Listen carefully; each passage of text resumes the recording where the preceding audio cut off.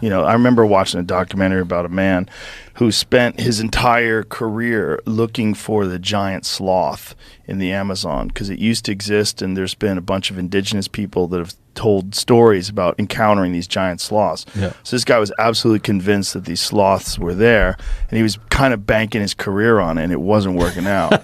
And you could see the desperation in him. He was just realizing, like, what have I done with my life? Yeah. I might be looking for something that actually doesn't exist. Doesn't exist, yeah. You know, these people would tell him stories about it. It's like, this guy could be bullshitting me because I'm some fucking white dork from, you know, the Pacific Northwest or wherever the fuck he's from. Yeah. You know, looking in the Amazon for a... There's some really interesting Aboriginal paintings that there's so many the same that you're like, was that a creature that existed that we haven't found the bones for, that, you know, or that's still roaming that we haven't seen, you know? Like what? I don't know. They're real weird, like tall animals, and it's just like, why did they paint that over? And you know, there's 700 dialects of the Aboriginal language, so there's a lot of different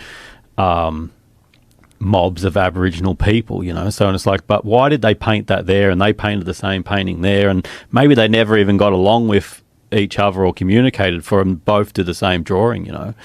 And then I watched that Graham Hancock documentary, which was friggin' brilliant to watch.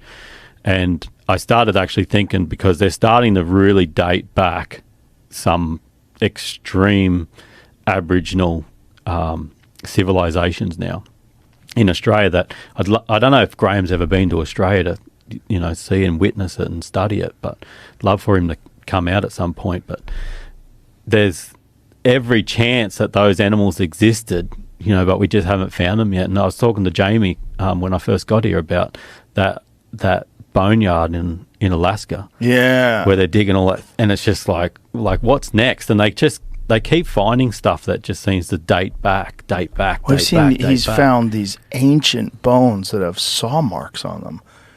You haven't seen that yet? No. Oh my God, very clear markings, like it sounds completely like a death pit. Sawed through, where it seems like there was a mass extinction event that happened, and it's documented. Look at that. Holy smokes. Yeah, not just one. It sounds like their death pit, like their waste pit. No, not necessarily. No, because they've found things that are there that they didn't. Like, he's found multiples of these. Holy smokes. And this is very recent. Now, here's what's crazy. The saw supposedly was only invented 5,000 years ago. Oh, wow. And a lot of these things he's dating, they're way older than 5,000 years ago. 10, 15, looks 20. like someone was hunting and hunting sick. Yeah, not only that, but someone who had access to a saw, and they were getting the marrow out of these mammoth bones, which is nuts, man. And there's carvings on them. They found short-faced bear skulls. They found those skulls of cats that weren't even supposed to be in Alaska. Oh. He's found a bunch of species that weren't even supposed to have existed this is there. so cool. Oh, man, John Reeves is the fucking man. And his place that he's got there is insane. It's absolutely insane.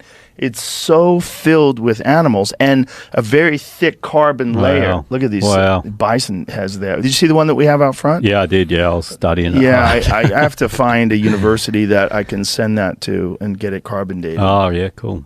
Oh, so but you don't know exact dates of any of this? He has some. Okay. And he just sent some of those bones that have been sawed. He sent some of those to be carbon dated. Yeah. So he's going to find out within the next few months. This is going to be really interesting. Fascinating, because if they're older than 5,000 years ago, okay, now we have historical evidence that predates the invention of the saw. Because whatever those things are cut with, that's a saw. Yeah. I mean, it's a smooth, clean cut. And it looks like human beings did it to try to get access to the marrow. Yeah. It sounds like the original butcher shop. Yeah. Well, the area that he's at, though, because of the thick carbon layer, what he thinks when he's listened to Randall Carlson and Graham Hancock discuss the Younger Dryas impact theory, he thinks he's in an area that got hit. Right. And that these things died off instantly, that there was, a large area where they existed in, and he's finding hundreds and hundreds of these animals in a small area. The area is only like 6 acres. Wow. Which I is said it was smaller than that even. Well, one of them is 6 acres, and the one that he's currently digging at is 4 acres. So there's multiple areas where what they do is they're blasting water into the permafrost. Yep. So they have like a cliffside, and they're blasting water into this permafrost, and then they'll see a woolly mammoth tusk. Wow. And if you've ever seen the documentation that he has on his Instagram, he's got warehouses filled with mammoth bones and skeletons. This dude must be one of the most exciting people there is. He's As in, so like, can you imagine cool. just like blasting at a wall and be like, "What's that coming?" Sick. Yeah. Well, he's so fucking cool. But the other thing that he's documented is that the Museum of Natural History in Manhattan dumped these bones in the East River. So they had these guys go out, and he announced it on the podcast. He told everybody where it would be, and these guys went out there and they find mammoth bones. They found mammoth bones in the East River. You know, they found these 15,000, 20,000-year-old bones that are at the bottom of the East River that were dumped there by the museum. How long ago? The 20s, the 30s. Far out. Yeah, far out. So this that's one, they one that they just found. So they found that in the East River. He's going to gift it to me. Yay. Oh, you've Great. got enough gifts in here That's walking around. It'd be dope to have that Load one. up. Oh, yeah. It'd be dope to have that one. Because the reason why those guys were there is because he announced it on the podcast. And so they have it zip tied because it's cracked. They want to make sure it doesn't of fall course. apart. But that thing was at the bottom of the fucking East River, which is just absolutely amazing. That's sweet. But John, because he's a gold miner, and so his land that he has up there is originally for gold mining. But along the way, he's found a fucking fortune shit. in mammoth bones.